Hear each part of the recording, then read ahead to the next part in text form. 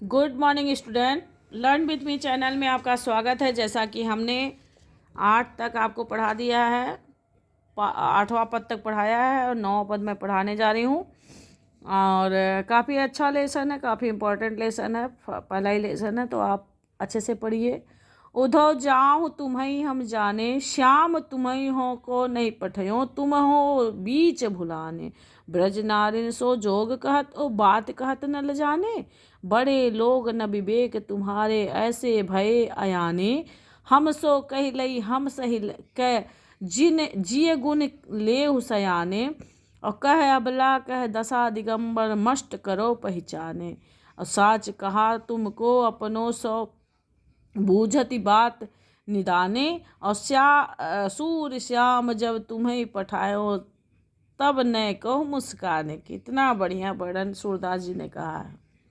क्या कह रही हैं? कह रही हैं गोपिया, उधो जाओ तुम्हें हम जा रहे, हे उधो जाओ तुम्हें हम जानते हैं, श्याम तुम्हें हो को नहीं पठो। श्याम यानी कृष्ण ने तुम्हें नहीं भेजा यहाँ पे, तुम हो बीच भुलाने, तुम रास्ता भटक गए और चले आ रहे हो। और क्या कह रहे हो? ब्रज नारिन सो जोग कहत हो, यानी ब्रज की नारियों से जोग की भाषा बता रहे हो। बात कहत न ल जाने, तुम्हें शर्म नहीं आती है जो तुम ब्रज की गोपियों से, नारियों से इस तरह की बातें कर रहे हो। बड़े लोग न विवेक तुम्हारे, यानी तुम बड़े लोग हो, तुम्हारे अंदर विवेक जरा सा भी नहीं है, लज्जा जरा सा भी नहीं है। क्या कह रहे हैं? बड़े लोग हैं विवेक तुम्हारे ऐसे भय अयाने, और हम सो कह ले हम सही कीजिए, यानी हमसे कह रहे हो तो हम बर्दाश्त कर ले रहे हैं, है ना। जिन गुण ले सयाने, किसी सयाने महिला से ये सब बात मत कर देना, किसी ज्ञानवान से ये मत कर बता देना, नहीं तो सहन भी नहीं करेगी वो। क्या कर रहे हैं? कह अबला कह दशा दिगंबर, कहने का मतलब यह, कह अबला या दशा दिगंबर, हमारी स्थिति अबलाओं जैसी हो गई है और हमसे ये फालतू की बातें मत कहो। मस्ट करो पहचाने, यानी कि हम को तुम पहचाने नहीं, है ना। अभी तुम जान नहीं रहे हो तुम किससे बात कर रहे हो। कह रहे साच कहो अपनी तुमको अपनी सो, साच माने सही कह रही हूँ, अपनी सौ माने सौगंध देकर, बूझत बात निदाने, मतलब एकदम सही सही तुमसे पूछ रही हैं। क्या कह रही हैं? जब सूर श्याम जब तुम्हें पठा, यानी जब कृष्ण तुम्हें यहाँ भेज रहे थे, है ना, तो तब नए को मुस्काने, तब थोड़ा भी मुस्काए नहीं थे, यानी जब कृष्ण यहाँ तुम्हें भेज रहे थे जरा सा भी मुस्कुराए नहीं थे।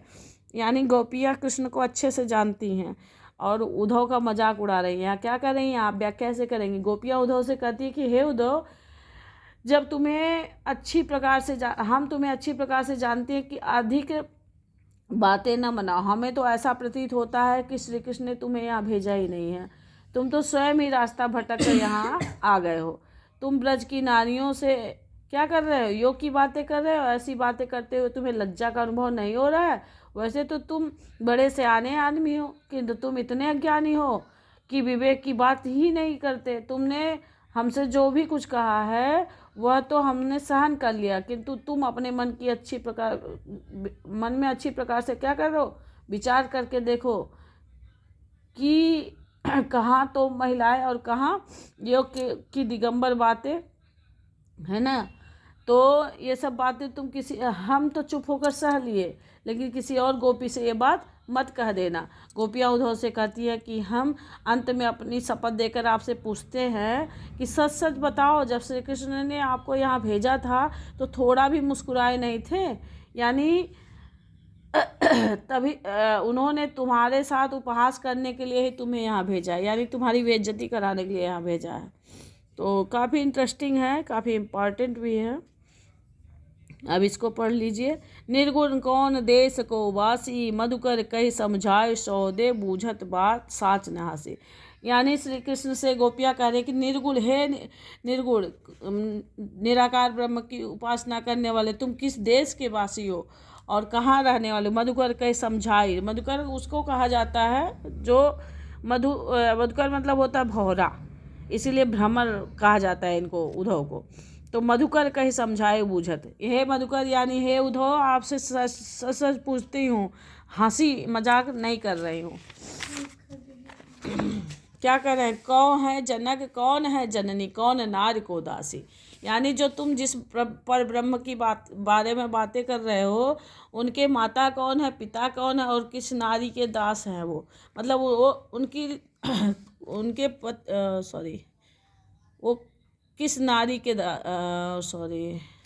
जननी कौन नारी को दासी, यानी किस नारी की दासी हैं वो, कैसे वर्ण वेश है उनका, कैसा वेश है, कैसा वर्ण है, और किस रस के अभिलाषी, यानी किस रस का को चाहते हैं, किस रस के अभिलाषी हैं, किस रस को प्रेम करते हैं।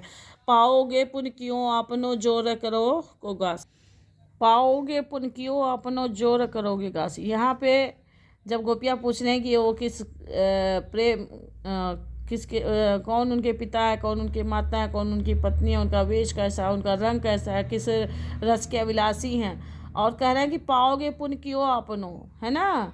अगर तुम सही से नहीं बताओगे तो जो अपना कर्म कर रहे हो उसका फल तुम खुद ही भोगोगे। सुनत मौन रहो बाबरो सूर सबे मत नासी, यानी यहाँ गोपियाँ कह रही हैं कि अगर तुम जो सही से नहीं बताओगे तो तुम अपने कर्म का फल स्वयं भोगोगे, इसलिए जो भी है उसको सही सही बता दो कि तुम कहाँ से आए हो, कैसे आए हो। यहाँ व्याख्या हम ऐसे डालेंगे, गोपियाँ कहती हैं कि हे भ्रमर, निर्गुण ब्रह्म किस देश के निवासी हैं। हम शपथ देकर सत्य सत्य पूछ रही हैं कि उनके माता पिता कौन हैं, वो किस स्त्री और दासी किसके दासी हैं, किस स्त्री मतलब कौन सी और स्त्री है जो उनकी दासी है, उनका रंग कैसा है, वेश कैसा है, वो किस रस के से अधिक लगाव करते हैं। गोपियाँ उद्धव को चेतावनी देती हुई कहती है कि यदि तुम कपट करोगे तो उसका फल स्वयं भोगोगे, है ना। सूरदास जी कहते हैं कि गोपियों के ऐसे तर्कपूर्ण प्रश्न को सुनकर उद्धव क्या हो गए कि कर्तव्य विमूढ़ हो गए और उनका विवेक क्या हो गया, समाप्त हो गया। तो ऐसे ही होना भी चाहिए आम जिंदगी में भी, एकदम रिजिट हो जाना चाहिए अपनी बातों को, गलत है तो गलत है, सही है तो सही है। अब यहाँ तो ये और भी इंटरेस्टिंग है, क्या कह रहे हैं, संदेशो देव की सो कहियो, हाँ तो धाई तुहारो सुत की माया करत ही रहियो, और यद्यपि तेव तुम जानते उनकी तऊ मोही कही आवे, और प्रात होत मेरे लाल लड़ते माखन रोटी भावे, तेल उपटनो अरुता तो जल ताहि दे की भज जाते, और जोई जोई मांगत सोई सोई देती, क्रम क्रम करके नहाते, सूर पथिक सुन मोहि रै निदिन बढ़ो रहते उर सोच, और मेरो अलक लड़े तो मोहन ढय है करत संकोच। काफ़ी इंटरेस्टिंग है।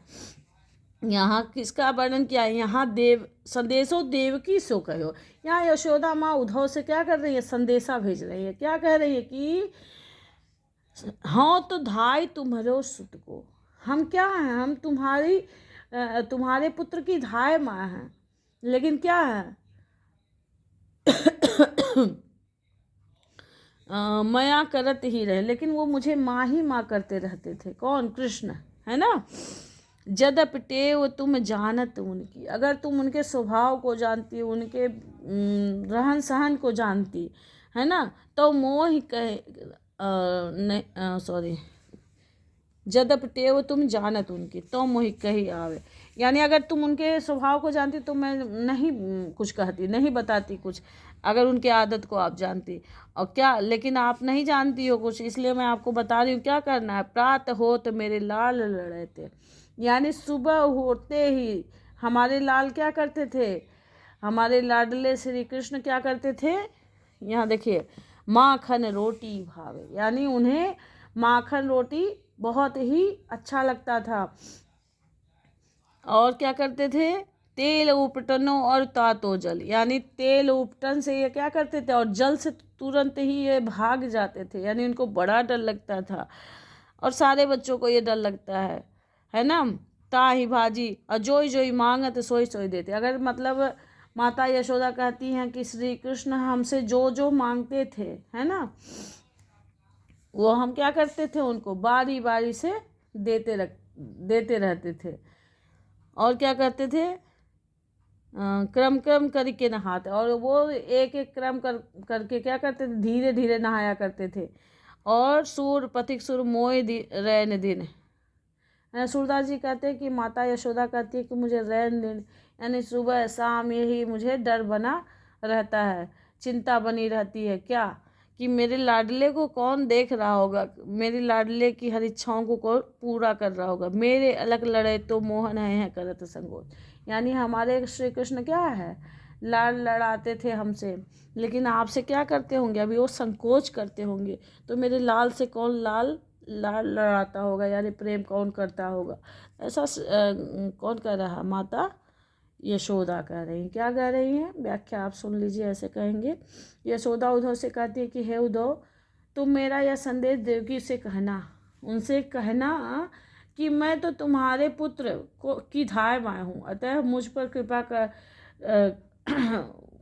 भगवान ने किया था, जिससे मुझे है ना कृष्ण ने माँ कहा, लेकिन मेरे कृष्ण की आदत आप नहीं जानती हो, इसलिए मैं आपको ये बताना चाहती हूँ कि सुबह सुबह हमारे कृष्ण क्या करते थे, वो हमसे प्यार चाहते थे, और माखन रोटी उनको अच्छी लगती थी, और उपटन तेल और गर्म पानी देखते ही श्री कृष्ण क्या करते थे, भाग जाते थे।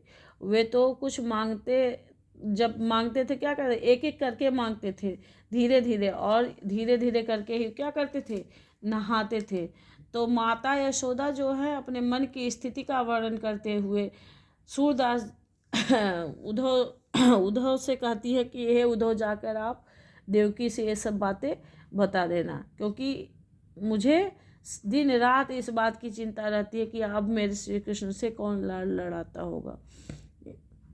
तो इसका काव्य सौंदर्य आप ऐसे पढ़ोगे, यहाँ श्री कृष्ण भाषा आपकी ब्रज रहेगी, शैली मुक्तक रहेगा, रसवात्सल्य सीधा दिखाई दे रहा है, गुण माधुर्य है, अलंकार आपका अनुप्रास और पूर्ण प्रकाश रहेगा, छंद ज्ञ पद रहेगा, और शब्द शक्ति व्यंजना यहाँ पर रहेगी। आप अच्छे से इसको पढ़ लेना। अगला वीडियो प्रश्न उत्तर का मैं अगले वीडियो में दूंगी, क्योंकि वीडियो काफ़ी बड़ा हो जा रहा है। Thank you. अगर कुछ भी आपको समझ में नहीं आ रहा है कक्षा 10 में, तो आप कमेंट करके हमसे पूछ सकते हैं। हम पूरा प्रयास करेंगे आपको बताने का। यहाँ देखिए आपका वो विकल्पीय प्रश्न आ गया है, इसको हम बाद में सॉल्व कराते हैं।